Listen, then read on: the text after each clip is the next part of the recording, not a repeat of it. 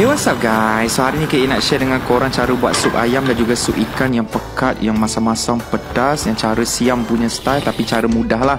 Jom kita start. Okay, first untuk sup ayam siam, yang ni korang ambil 2 biji bawang merah, 5 ulas bawang putih, korang tumis sekejap, lepas tu masukkan 5 akar ketumbar, 5 cili kering, and then korang boleh tambahkan 1 ekor ayam. Lepas tu letak garam semua macam biasa, tambahkan air, lepas tu pergi supermarket cari yang sup siam dalam paket ni, kita pakai sepaket lah, and also cari perencah sup yang debu macam ni, pakai 3 sudu, tak kisahlah brand apa, ada Abi ke, Mak Siti ke, Mak Luffy ke, semua boleh, tak ada masalah.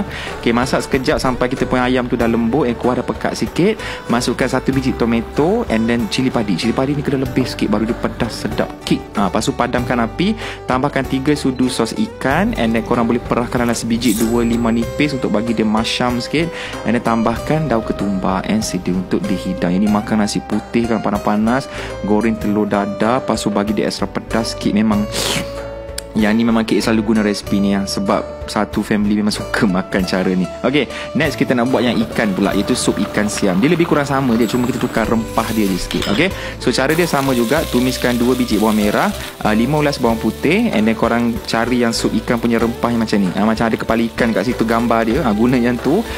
Masukkan 5 akar ketumbar, 5 cili kering, and then sup siam sama juga pakai sepaket.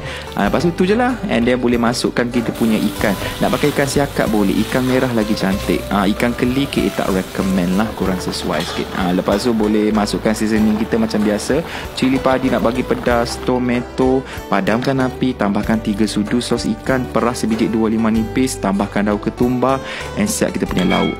So tak payah gaduh, yang minat ayam buat ayam, minat ikan buat ikan. Yang penting korang kena try dua-dua. Ni cara yang memang Kek selalu masak kalau family requestkan sup lah, sebab dia lagi pekat and lagi sedap sebenarnya buat macam ni. Okay, selamat mencuba.